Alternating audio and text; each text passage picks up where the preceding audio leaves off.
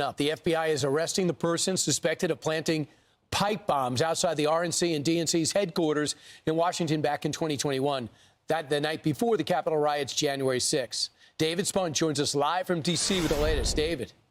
Well, Brian, this is a big one. This is almost 5 years in the making. You remember this happened on January 5th, 2021, the night before the Capitol was under attack on January 6, 2021. A person who was completely covered in clothes, in a sweatshirt, a hoodie, mask, gloves, you name it, placed pipe bombs outside both the DNC, Democratic National Committee headquarters, and the RNC, Republican National Committee headquarters. We don't know the suspect's name or anything else about the person at this time. We're told that will likely change as the day moves on, but we can say this was a male that was living in the Northern Virginia area outside of Washington, D.C., and this arrest was made by the FBI and other federal authorities here within the last hour or 90 minutes or so. Just this past October, the FBI put out enhanced video of this masked suspect planting these pipe bombs on this bench outside the RNC and then the DNC. Now, this was, again, the night before the Capitol attack. Now,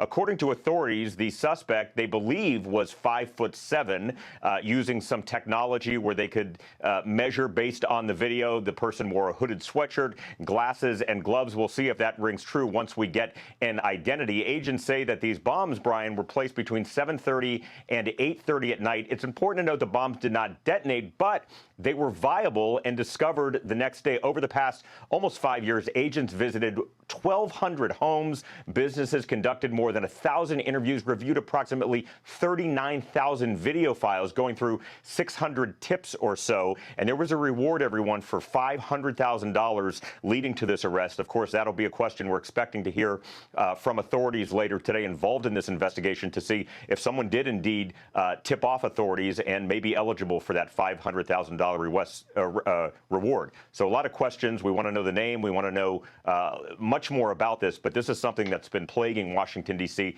and many across the country for almost 5 years now, guys. I'm looking at FBI.gov, and just one other fact about this individual. He was wearing Nike Air Max Speed Turf shoes. They're black and gray with yellow Nike logos. There are fewer than 25,000 pairs of these shoes that were sold over a 3-year period. So it's these little details that can make the breakthrough in a case. Unclear if that was the detail, but those are the kinds of things these investigators were looking at.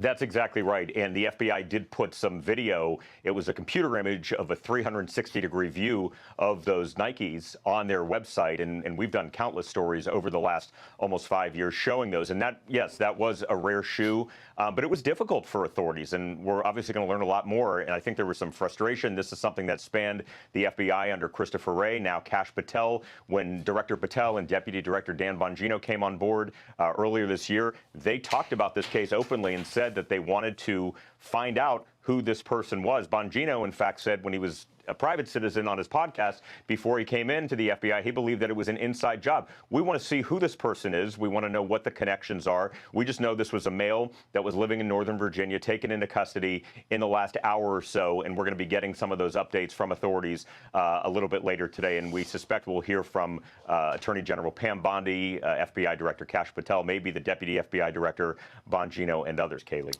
So, David, Brian and I had a source a few months back that told us that they were close in this investigation. Shortly after that, they released the imaging. But there's really not much in the imaging that they released. Do you have any idea from your sources what turned this investigation to an arrest? We want to know the answer to that. We don't know specifically, but you're right. We've heard the same thing with our sources, Lawrence, that they have been slowly closing in over time on somebody. The question is, could it have been the $500,000 reward money?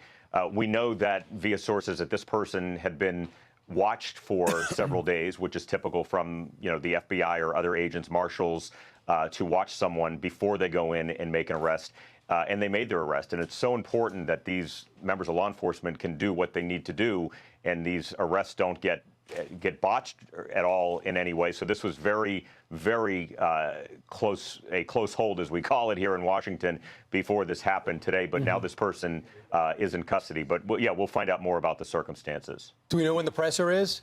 We don't have an exact time yet. We're told we're likely going to hear this afternoon from these principals. Wow. Very big news. Yeah. Thanks so much, David, Thanks, for David. hopping on. People have Thank been you, guys. asking questions about this for a long time, and Right. we're told they were close. The Trump administration comes in, it takes 10 months, and they find the guy. Well, it was also rumored to be a conspiracy as well. You know, there's been so much stuff online about inside job, who was a part of this. Hopefully, we're going to get some closure now that we got somebody in custody. Yeah, and little by little, we talk about January 6th again. It always brings us back to that time. There's still some questions that had to be answered. So we'll continue to follow that breaking news story. But it is notable that this FBI solves a lot of cases. Right. Absolutely. They All find the most criticism. wanted, they hunt people down, and then they tell you what they're doing. Stay tuned for that press conference later today. And check us out on radio. Kaylee's going to join me.